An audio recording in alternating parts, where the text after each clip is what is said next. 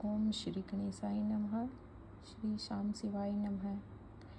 चलिए आज हम सब भगवान श्री शिव की महिमा का ये पुराण है, ग्रंथ है, इसको पढ़ते हैं और उसे कुछ सीखने का प्रयास करते हैं।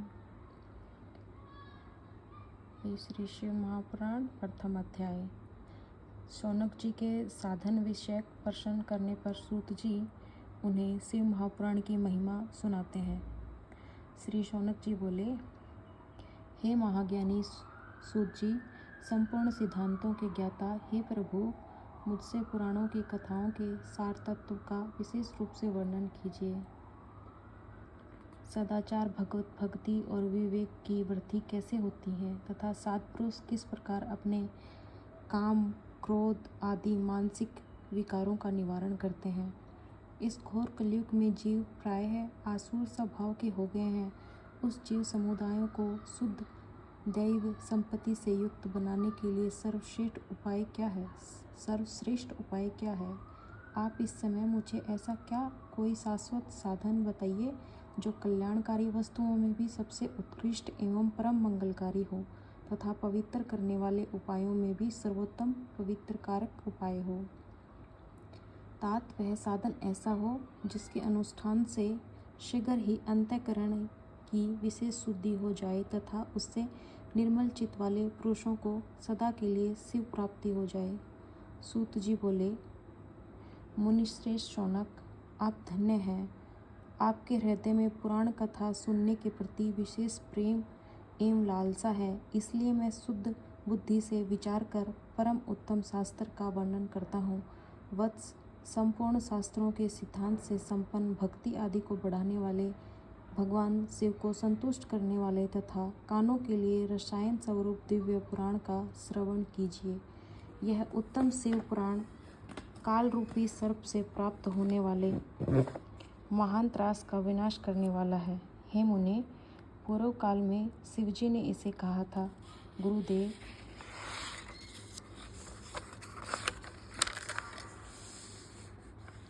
व्यास जी ने संत कुमार मुनि का उपदेश पाकर कलयुग के प्राणियों के कल्याण के लिए बड़े आदर से संक्षेप में इस पुराण का प्रतिपादन किया है।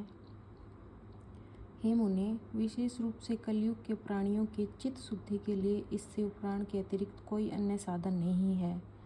हे मुने, जिस बुद्धिमान मनुष्य के पूर्व जन्म के बड़े पुण्य होते हैं, उसी महाभाग्यशाली व्यक्ति का इस पुराण में प्रीति होती है। यह शिव पुराण परम उत्तम शास्त्र है। इसे इस भूल पर भगवान शिव का वाग्मय स्वरूप समझना चाहिए। इसे इस भूतल पर भगवान शिव का वाग्मय स्वरूप समझना चाहिए और सब प्रकार से इसका सेवन करना चाहिए। इसके पठन और श्रवण से शिव भक्ति पाकर श्रेष्ठतम स्थिति में पहुंचा हुआ मनुष्य शीघ्र ही शिव पद को प्राप्त कर लेता है। इसलिए संपूर्ण यत्न करके मनुष्यों ने इस पुराण के अध्ययन को अभीष्ट साधन माना है और इसका प्रेम पूर्वक श्रवण भी संपूर्ण वांछित फलों को देने वाला है।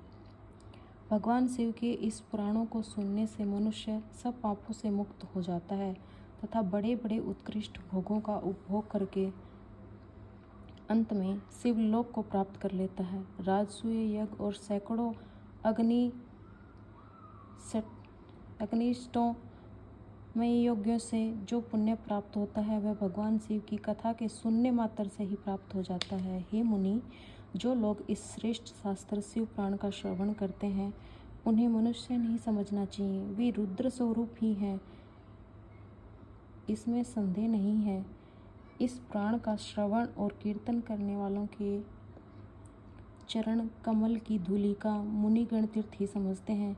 जो प्राणी परम पद को प्राप्त करना चाहते हैं, उन्हें सदा भक्ति पूर्वक इस निर्मल शिव पुराण का श्रवण करना चाहिए। हे मुनि श्रेष्ठ, यदि मनुष्य सदा इससे सुनने में समर्थ न हो तो उसे प्रतिदिन स्थिर चित्त से एक मुहूर्त भी इसका चुनना चाहिए। हे मुनि, यदि मनुष्य प्रतिदिन सुनने में भी आसक्त हो तो उसे किसी पवित्र महीने में इस शिव पुराण का श्रवण करना चाहिए। तो जैसे कि आप सब देख रहे हैं कि हमें इसका प्रतिदिन एक मुहूर्त तय करना चाहिए कि हम रोज़ इसी टाइम पे इसका श्रवण करेंगे या फिर पठन करेंगे। और अगर हम प्रतिदिन अगर पठन नहीं कर पा रहे हैं तो हम कोशिश करें कि किसी पवित्र महीने में इसका हम श्रवण करें। जैसे कि हम श्रावण मास को भगवान शिव का महीना मानते हैं, तो कोशिश कीजिए कि उसमें हम ये ज़रूर इसका पठन करें प्रतिदिन। आइए हम आगे इसका पठन करते हैं। जो लोग एक मुहूर्त उसका भी आधा अथवा क्षण मात्र भी इस पुराण का श्रवण करते हैं, उनकी दुर्गति नहीं होती। हे मुनीश्वर, जो पुरुष इस शिव पुराण की कथा को सुनता है, वह सुनने वाला पुरुष कर्म रूपी महावन को जलाकर संसार के पार हो जाता है। हे मुने, सभी दानों और सभी योगों से जो पुण्य मिलता है, वह फल भगवान शिव के इस पुराण को सुनने से निश्चल हो जाता है।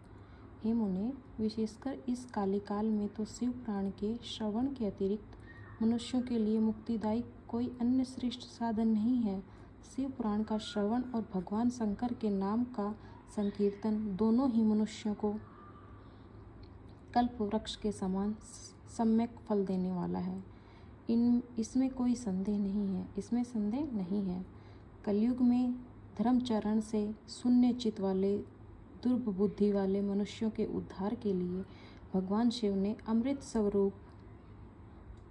रस स्वरूप शिव पुराण की उद्भावना की है। अमृत पान करने से तक केवल अमृत पान करने वाला ही मनुष्य अजर अमर होता है, किंतु भगवान शिव का यह कथा अमृत संपूर्ण कुलों को ही अजर अमर कर देता है। तो जैसा कि इसमें बताया है कि अमृत पान करने से तो केवल अमृत पान करने वाला ही मनुष्य अजर अमर होता है, लेकिन भगवान शिव की कथा का अमृत संपूर्ण कुल को ही तार कर देता है, हमारे पूरे कुल को ही इस भवसागर से तार देता है। इस शिव पुराण की प्रथम पवित्र कथा का विशेष रूप से सदा ही सेवन करना चाहिए। इस शिव पुराण की कथा का श्रवण का क्या फल कहूँ। इसके श्रवण मात्र से भगवान सदाशिव उस प्राणी के हृदय में विराजमान हो जाते हैं। यह ग्रंथ 24,000 श्लोकों से युक्त है। इसमें 7 संहिताएं हैं। मनुष्यों को चाहिए कि वह भक्ति, ज्ञान और वैराग्य से भली भांति संपन्न हो, बड़े आदर से इसका श्रवण करें। पहली विद्येश्वर संहिता, दूसरी रुद्र संहिता, तीसरी शतरुद्र संहिता, चौथी कोटि रुद्र संहिता और 5वीं उमा संहिता कही गई है। छठी कैलाश संहिता और 7वीं वायव्य संहिता। इस प्रकार इसमें 7 संहिताएं हैं।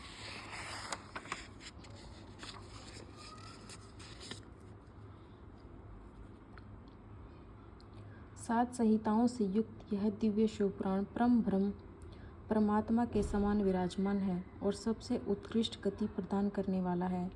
जो मनुष्य 7 संहिताओं वाले इस शिव पुराण को आदरपूर्वक पूरा पढ़ा है, वह जीवन मुक्त कहा जाता है। हे मुने, जब तक इस उत्तम शिव पुराण को सुनने का सुअवसर नहीं प्राप्त होता, तब तक अज्ञानवश प्राणी इस संसार चक्र में भटकता रहता है। भ्रमित कर देने वाले अनेक शास्त्रों और पुराणों के श्रवण से क्या लाभ है, जबकि एक शिव महापुराण ही मुक्ति प्रदान करने के लिए गर्जन कर रहा है।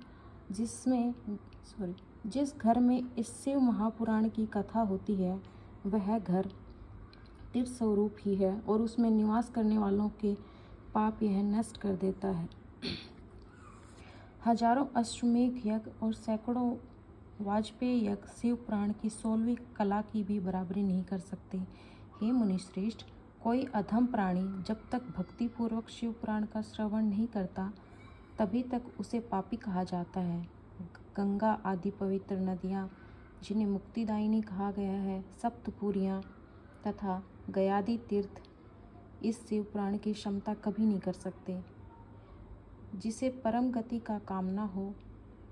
की कामना हो, उसे नित्य शिव पुराण के एक श्लोक अथवा आधे श्लोक का ही स्वयं भक्तिपूर्वक पाठ करना चाहिए। जो निरंतर अर्थानुसंधान पूर्वक इस शिव पुराण को बाजता है अथवा नित्य प्रेम पूर्वक इसका पाठ मात्र करता है, वह पुण्यात्मा है, इसमें संशय नहीं है। जो उत्तम बुद्धि वाला पुरुष अंत काल में भक्तिपूर्वक इस पुराण को सुनता है, उस पर अत्यंत प्रसन्न हुए भगवान महेश्वर उसे अपना पद या धाम प्रदान करते हैं। जो प्रतिदिन आदरपूर्वक इस शिव पुराण का पूजन करता है, वह इन संसार में संपूर्ण भोगों को भोगकर अंत में भगवान शिव के पद को प्राप्त कर लेता है। जो प्रतिदिन आलस्य रहित हो रेशमी वस्त्र आदि वेष्टन से इस शिव पुराण सत्कार करता है, वह सदा सुखी होता है। यह शिव महापुराण निर्मल तथा शवों का सर्वस्व है। इहलोक और परलोक में सुख चाहने वालों को आदर के साथ प्रयत्न पूर्वक इसका सेवन करना चाहिए। यह निर्मल एवं उत्तम शिव पुराण धर्म, अर्थ, काम और मोक्ष रूप चारों पुरुषार्थों को देने वाला है। अतः सदा प्रेम पूर्वक इसका श्रवण एवं विशेष रूप से पाठ करना चाहिए। वेद, इतिहास तथा अन्य शास्त्रों में यह शिव पुराण विशेष कल्याणकारी है, ऐसा मुमुक्षुजनों को समझना चाहिए। यह शिव पुराण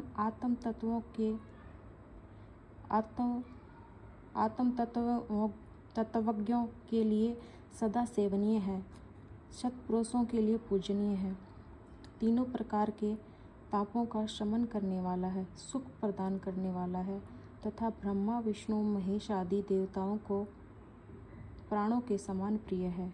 ऐसे शिव पुराण को मैं प्रसन्न चित्त से सदा वंदन करती हूँ। भगवान शंकर मुझ पर प्रसन्न हो और अपने चरण कमलों की भक्ति मुझे प्रदान करे। इति श्री कांदे महापुराणे शिव पुराण महात्म्ये तमहिम वर्णनम नाम प्रथमोध्याय। इस प्रकार श्री स्कंद महापुराण के अंतर्गत शिव महापुराण महात्म्यों में उसकी महिमा वर्णन नामक पहला अध्याय पूर्ण हुआ। ओम नमः शिवाय। हर हर महादेव। भगवान शिव की कृपा आप सब पे बनी रहे। धन्यवाद।